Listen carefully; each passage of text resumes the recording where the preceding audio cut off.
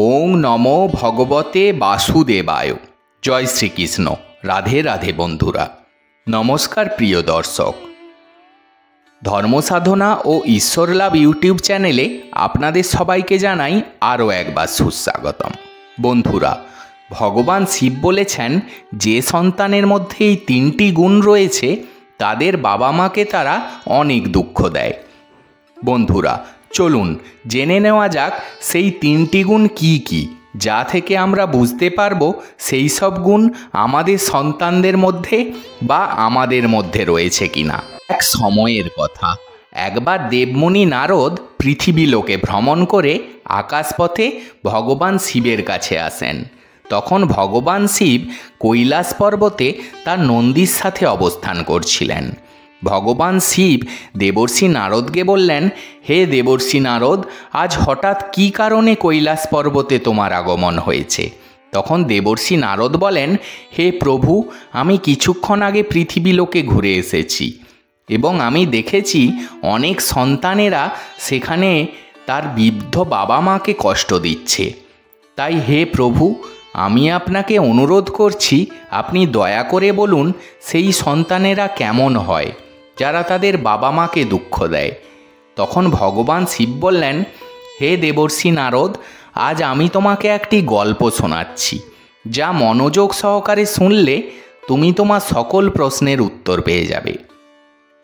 ভগবান শিব আরও বললেন, হে দেবর্ষি নারদ, যে ব্যক্তি এই কথাগুলো মনোযোগ সহকারে শুনবে তার সন্তানেরা পাপ থেকে মুক্ত পাবে এবং সর্বদা মা বাবার সেবা করবে। তাহলে চলুন শুরু করা যাক প্রাচীনকালের এক কথা। এক নগরে রামসেন নামের এক রাজা বাস করতেন, যার খুবই সুন্দরী একটি কন্যা ছিল। রামসেনের কন্যার নাম ছিল ছায়া। তার নিজের রূপ নিয়ে প্রচণ্ড অহংকার ছিল। ছোটবেলা থেকেই সে বাবা মার আদরের মেয়ে ছিল, তাই সম্পূর্ণ স্বাধীনতায় বড় হয়েছে। সেই কারণে তার মধ্যে এই অহংকার জন্ম নিয়েছিল যে সে একজন রাজকন্যা। সে চলতে ফিরতে সবাইকে অপমান করত। ভগবান শিব বলেন, হে দেবর্ষি, সন্তান ছেলে হোক বা মেয়ে, যদি তাদের প্রয়োজনের অতিরিক্ত স্বাধীনতা দেওয়া হয় তাহলে তারা বিপথে যায়। তাদের এই অবস্থা তৈরি করতে বাবা মার বড় ভূমিকা থাকে। যদি সন্তানেরা নিজের ইচ্ছা মতো চলতে থাকে তাহলে মা বাবাদের উচিত তাদের সমর্থন না করে বরং তাদের সঠিক পথ দেখানো। প্রয়োজন হলে তাদের শাসনও করা উচিত। সন্তানরা তখনই কথা শুনবে যদি তাকে সঠিক পথে পরিচালনা করা হয়। তাদের প্রতিটি কাজে লক্ষ্য রাখা উচিত তাদের যদি আদর্শের পথে চলতে শিক্ষা দেওয়া হয় এবং সংস্কারের মাধ্যমে লালন পালন করা হয়। যদি মা বাবা তা না করে তাহলে সন্তান যখন বড় হয়ে যায় তখন তাদের শাস্তি দিয়েও তা সংশোধন করা যায় না। তখন আপনার বোঝানো তাদের কাছে তীরের মতো বিঁধবে। তারা তখন আয়ত্তের বাইরে চলে যাবে। ভগবান শিব আরও বলেন, হে দেবর্ষি নারদ, রাজা রামসেনের কন্যার জন্য যে প্রস্তাব আসত সে তাদের সঙ্গে দুর্ব্যবহার করত, তাদেরকে অপমানিত করে ফিরিয়ে দিত। রাজা নিজেও মেয়ের এই আচরণে খুবই বিরক্ত ছিলেন। একদিন রাজা তার কন্যার ছায়ার জন্য রাজ্যের একটি বিশাল যজ্ঞের আয়োজন করলেন। বিভিন্ন রাজ্যের রাজপুত্র এবং রাজা মহারাজারা এই সভায় অংশগ্রহণ করেন। সকল রাজা মহারাজা এসে আসনে বসে পড়লেন। ওদিকে রাজকুমারীর ছায়া মালা হাতে তার সখীদের সঙ্গে রাজদরবারে প্রবেশ করল। সে তার সৌন্দর্যের অহংকারে এতটাই মত্ত ছিল, সব রাজপুত্রদের এক এক করে দেখতে দেখতে সামনের দিকে এগিয়ে যাচ্ছিল। যে রাজপুত্রের সামনে এসে পৌঁছাতো তার কোনো না কোনো বিষয় নিয়ে হাসি ঠাট্টা করত এবং তাকে উপেক্ষা করে এগিয়ে যেত। সভার মধ্যে অনেক রাজপুত্র রাজকুমারী ছায়ার দ্বারা অপমানিত হওয়ার কারণে সভা থেকে উঠে চলে যায়। এক সময় রাজকুমারী একজন মোটাসোটা রাজকুমারের সামনে এসে পৌঁছান। সে ওই রাজপুত্রকে নিয়ে উপহাস করতে শুরু করলো। তার সখীদের বলল, হে সখী, তোরা একবার দেখতো এই মহাশয়ের শরীরটা দেখতে কেমন লাগছে, যেন কেউ ময়দার বস্তা রেখে দিয়ে গেছে, তাই না? তার দেহের গঠন নিয়ে তাকে অনেকক্ষণ ধরে উপহাস করতে থাকে। ওই রাজপুত্র রাজকুমারীর কথায় অপমানিত হয়ে রাজদরবার থেকে বেরিয়ে গেল। এরপর রাজকুমারী আরেক রাজপুত্রের সামনে গিয়ে দাঁড়ালো। সে রাজপুত্র লম্বায় বেশ উঁচু ছিল। রাজকুমারীর ছায়া তার তীক্ষ্ণ কথায় তাকে অপমান করতে লাগলো। সে বলল, দেখ তো, এ তো কোনো খুঁটি বলে মনে হচ্ছে। একে কোনো চৌমাথার মোড়ে দাঁড় করিয়ে দেওয়া উচিত এবং মাথার উপর একটি বিশাল মশাল রাখা উচিত। রাজকুমারীর কথা শুনে সেই রাজপুত্র মুখ ভার করে সেখান থেকে উঠে চলে যায়। এরপর আরেক রাজপুত্রের ঘন দাঁড়ি ছিল।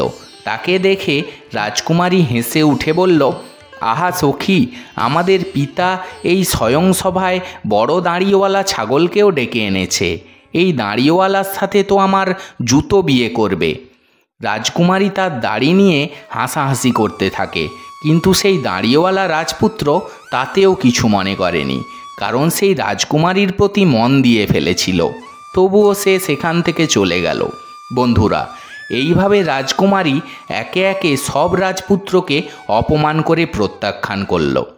রাজকুমারীর এই আচরণ তার পিতা রামসেনের খুবই খারাপ লাগলো, আর ভাবতে লাগলো, আমার এই মেয়ে রাজদরবারে আসা সকল অতিথিকে অপমান করে পাঠিয়ে দিয়েছে। এর এই দুষ্টু আচরণের শাস্তি অবশ্যই পাওয়া উচিত।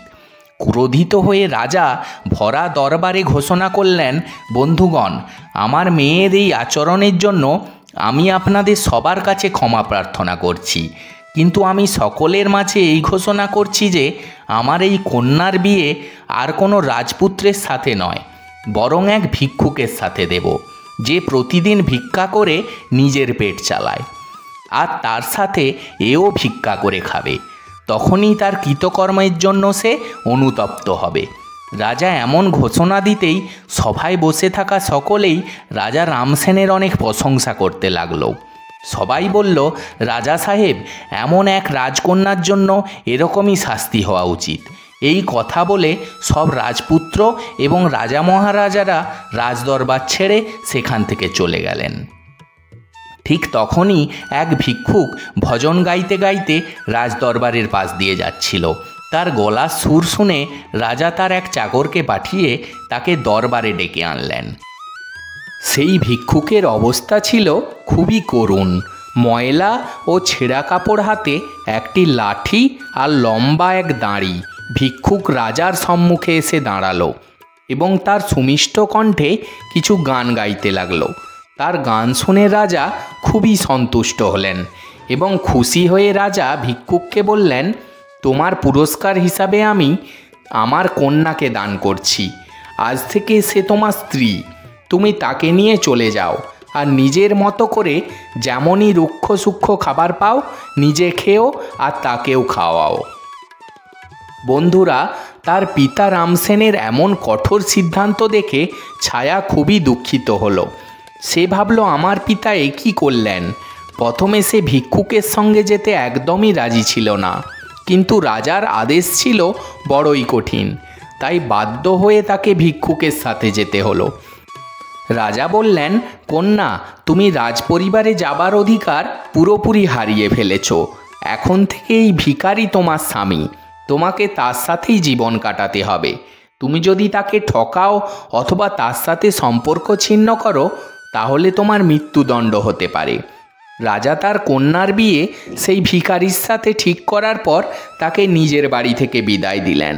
বন্ধুরা, এরপর ছায়া কাঁদতে কাঁদতে বুক চাপড়াতে চাপড়াতে ভিখারির সাথে চলতে লাগলো।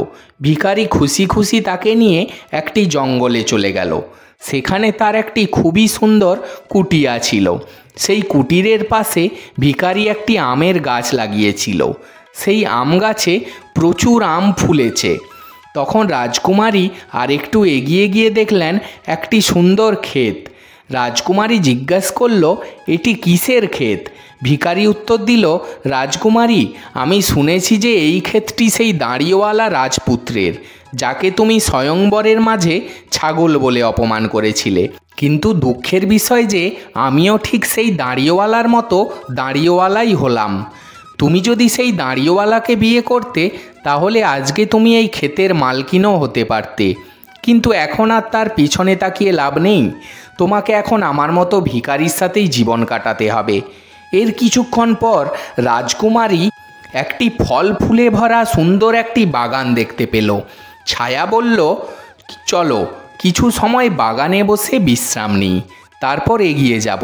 আচ্ছা, এই বাগানটি কার? ভিখারি উত্তর দিল, রাজকুমারী, এই বাগানটিও সেই দাঁড়িওয়ালা রাজপুত্রের, যাকে তুমি স্বয়ংবরের মাঝে অপমান করেছিলে। তাই কিছুমাত্র দেরি না করে এখান থেকে পালিয়ে চলো, তা না হলে এই দাঁড়িওয়ালা রাজপুত্র যদি আমাদেরকে দেখে ফেলে তাহলে সে আমাদেরকে অপমান করবে, এখান থেকে তাড়িয়ে দেবে। একবার তুমি ভাবো, তুমি যদি তাকে বিয়ে করতে তাহলে তুমি বাগান আর তোমার সবই কিছুই হতো, তোমাকে ভিখারির সাথে এভাবে আসতে হতো না। কিন্তু তোমার অহংকার তোমাকে এখানে নিয়ে এসেছে। এইভাবে তারা কথা বলতে বলতে এগিয়ে চলছিল। এবার ভগবান শিব দেবমুনি নারদকে বললেন, এইভাবে মানুষ নিজের অহংকারের কারণে নিজেকে ধ্বংস করে ফেলে। রাজকুমারীর ছায়ার মতো যারা অহংকারে মত্ত হয়ে অপরকে অপমান করে তারা শেষমেশ নিজেই অনুশোচনা করে। বন্ধুরা, তারা দুজনেই কিছু দূর এগিয়ে যেতে থাকলো। কিছু দূর এগিয়ে যাওয়ার পর তারা এক খুব সুন্দর নগরে পৌঁছালো। মনে হচ্ছিল সেই নগরটি কোনো এক রাজ্যের রাজধানী। ছায়া জিজ্ঞেস করলো, এটা কোন রাজ্যের নগরী?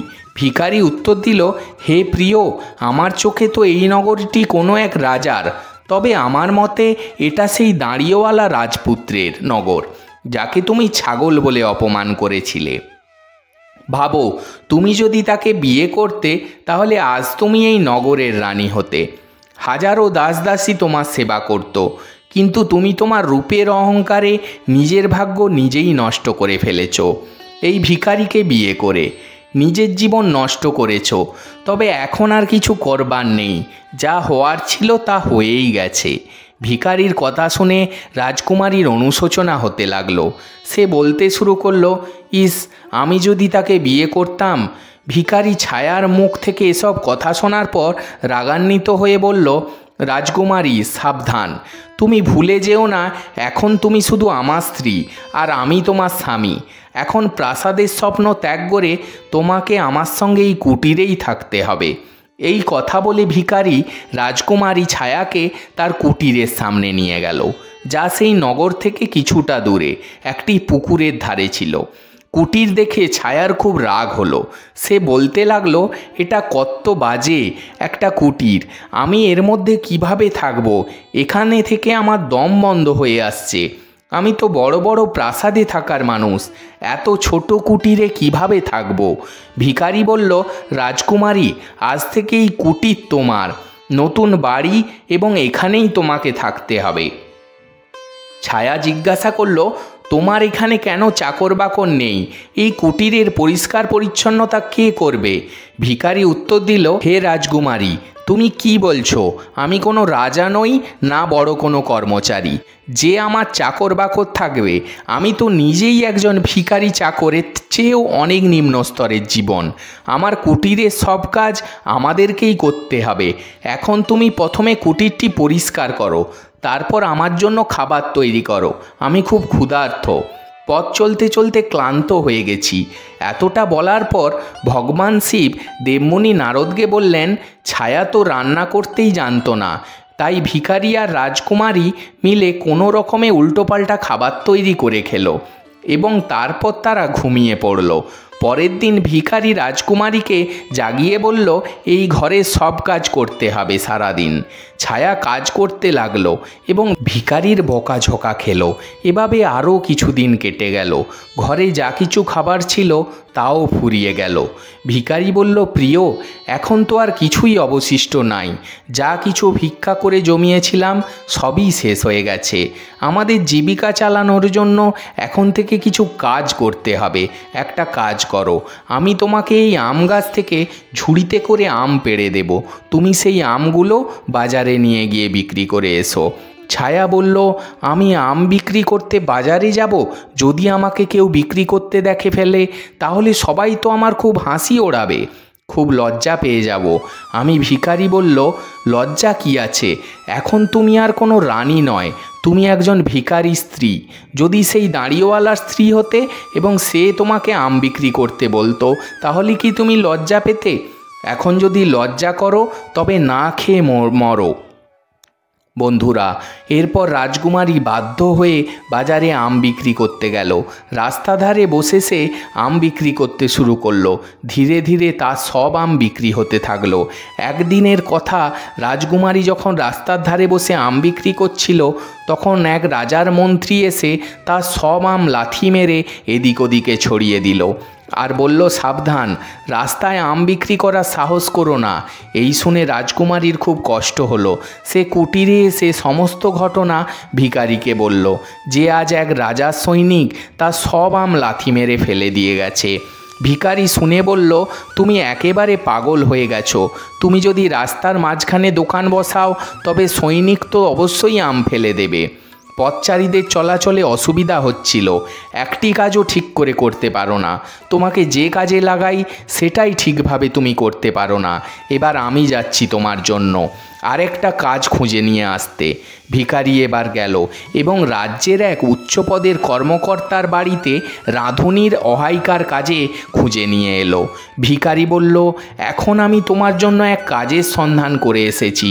আজ থেকে তুমি রাজকর্মচারীর বাড়িতে যাবে এবং সেখানে তাদের রান্নার ঘরে রাঁধুনির সঙ্গে মিলেমিশে রান্না করবে। সেখানে থেকে আমাদের ভালো খাবারও আসবে। বন্ধুরা, এরপর ভগবান শিব বললেন, হে দেবমুনি, দেবর্ষি নারদ। এইভাবে সে রাঁধুনির সহায়িকা হয়ে রাঁধুনির কাজ করতে লাগলো। সকাল থেকে সন্ধ্যা পর্যন্ত সে রাঁধুনির সাথেই কাজ করত এবং রাত্রে বেঁচে যাওয়া কিছু খাবার বাড়ি নিয়ে আসতো। এইভাবে কিছুদিন তাদের জীবন বেশ স্বস্তিতেই কাটছিল। একদিনের কথা, ছায়া রান্নাঘরে কাজ করছিল। হঠাৎ সে জানলা দিয়ে উঁকি মেরে দেখল রাজ্যের প্রাসাদে কোনো উৎসবের আয়োজন চলছে। পুরো প্রাসাদ সাজানো হয়েছে, বড় বড় অতিথিরা আসছেন, চাকর বাকর তাদের অভ্যর্থনা জানাচ্ছেন। এই দেখে রাজকুমারী নিজের কপালকেই দোষ দিতে লাগলো। ইস, আমি যদি এত অহংকারী না হতাম, তবে হয়তো আজ এই দিন দেখতে হতো না। রাজকুমারী ছায়া সেখানে দাঁড়িয়ে দাঁড়িয়ে এই সব কথাগুলো ভাবছিল। আর ঠিক তখনই দুজন দাসী এসে তার ঝুড়িতে কিছু খাবার রাখলো এবং চলে গেল। রাজকুমারী সেই ঝুড়ি নিয়ে বাড়ি ফেরার জন্য বেড়াতে যাচ্ছিল। তখনই হঠাৎ রাজকীয় পোশাক পরা এক পুরুষ তার সামনে এসে তাকে থমকিয়ে দিল। দেখে মনে হচ্ছিল সে রাজ্যের রাজা। রাজকুমারী তার মুখের দিকে তাকাতেই ভয়ে কাঁপতে থাকলো, কারণ সেই রাজ্যটা সেই দাঁড়িওয়ালা রাজকুমারেরই ছিল, যাকে ছায়া একসময় দাঁড়িওয়ালা ছাগল বলে অপমান করেছিল। রাজা কিছু না বলে রাজকুমারীর হাত ধরে তাকে রাজসভায় নিয়ে গেল। সেখানে অসংখ্য অতিথিরা বসেছিল। সভার ঐশ্বর্য দেখে এতটাই ঘাবড়ে গেল যে তার হাত পা থেকে পা পর্যন্ত কাঁপতে শুরু করলো। তার হাত থেকে ঝুড়িটা মাটিতে পড়ে গেল আর ঝুড়ি থেকে থাকা সমস্ত খাবার মাটিতে গড়াগড়ি দিতে লাগলো। রাজকুমারী খুবই বিমর্ষ হয়ে পড়ল। সভায় উপস্থিত অতিথিরা এই দৃশ্য দেখে জোরে জোরে হাসতে শুরু করলেন, যা দেখে ছায়া অপমানিত বোধ হতে লাগলো। যেন সেই মুহূর্তে মাটির নিচে লুকিয়ে যেতে পারলে বাঁচে। সে নিজেই হাত ছাড়িয়ে সেখান থেকে পালিয়ে যাওয়ার চেষ্টা করলো, কিন্তু দাঁড়িওয়ালা রাজপুত্র তাকে থামিয়ে বলল, রাজকুমারী দাঁড়াও, তোমার সাথে কোনো অভদ্র আচরণ করা হবে না, বরং আমি তোমাকে সম্মান জানাতে এখানে নিয়ে এসেছি। আমি তোমার সেই ভিখারি স্বামী যে তোমার সাথে কুটিরে থেকেছি। আমি সেই সৈনিক যে তোমার আমের ঝুড়িতে লাথি মেরেছিল। আমি এই রাজ্যের রাজা, আর আমি সেই দাঁড়িয়েওয়ালা ছাগল রাজপুত্র ভিখারি। সে যে আমি তোমাকে বিয়ে করেছিলাম, কারণ আমি তোমাকে ভালোবাসতাম, আর তোমার বাবার শর্ত মেনে আমাকে ভিখারির ছদ্মবেশ ধারণ করতে হয়েছিল। ভিখারি সে যে আমি তোমাকে বিয়েও করেছি, আর এখন তোমার অহংকার দূর হয়ে গেছে। আমাদের সম্মান জানাতে অনেক অতিথি উপস্থিত হয়েছেন। এবার আমি তোমার সঙ্গে যথাযোগ্য মর্যাদায় বিয়ে করব। তখন ভগবান শিব বললেন, হে দেবমুনি দেবর্ষি নারদ, এই কথা শুনে রাজকুমারীর হৃদয়ে অপার আনন্দের ঢেউ বয়ে যায় আর চোখে আনন্দের অশ্রু ফুটে ওঠে। দাসীরা এসে তাকে নববধূর পোশাক সাজিয়ে নিয়ে এলো। রাজসভায় তার মাতা পিতা উপস্থিত ছিলেন। সবাই রাজকুমারীকে আশীর্বাদ করলেন এবং অতিথিদের সামনে তার বিয়ে সম্পূর্ণ হলো। এই বিয়ের পর তার সমস্ত অহংকার সম্পূর্ণরূপে বিলীন হয়ে গেল। সে পুরোপুরি বদলে গিয়েছিল এবং জীবনযাপনের সঠিক পদ্ধতিও শিখে নিয়েছিল। তখন ভগবান শিব বললেন, হে দেবমুনি নারদ, সুখময় জীবনযাপনের ফলে মানুষের জীবনে যে অভিজ্ঞতা এবং জীবনের শিক্ষাগুলো থেকে যে দূরে থাকে, যা ভবিষ্যতে তার জন্য খুবই কষ্টদায়ক হয়ে ওঠে। ভগবান শিব বললেন, এই জন্যেই মানুষকে কখনোই অহংকার করা উচিত নয়। ঈশ্বর তোমায় যখন একটি গুণে সমৃদ্ধ করেন, তখন অন্যান্য অনেক গুণে অপূর্ণ রাখেন, কারণ যাতে অহংকার এলে তুমি তার শিক্ষা নিতে পারো। এইভাবে রাজকন্যা সেই দাড়িওয়ালা স্বামীর সাথে মহা আনন্দের সাথে জীবন কাটাতে শুরু করলো। ভগবান শিব এভাবে ব্যাখ্যা করেন যে যাদের সন্তানেরা নিজের ইচ্ছা মতো চলে, তাদের বাবা মায়ের কথা শোনে না, সেই সব সন্তানেরা এবং তাদের মাতা পিতারা সবসময় সমস্যার মধ্যে থাকে। বন্ধুরা, আশা করি আপনাদের এই গল্পটি ভালোই লেগেছে। যদি ভালো লেগে থাকে তাহলে ভিডিওটিতে একটি লাইক দিয়ে দিন এবং বন্ধু বান্ধবের সঙ্গে শেয়ার করে দিন। আর যদি আপনি এই চ্যানেলে নতুন হয়ে থাকেন তাহলে চ্যানেলটি অবশ্যই সাবস্ক্রাইব করে সঙ্গে থাকুন। আজ এই পর্যন্ত, আবারও আসবো পরের কোনো ভিডিও নিয়ে। ততক্ষণ ভালো থাকবেন, সুস্থ থাকবেন। নমস্কার।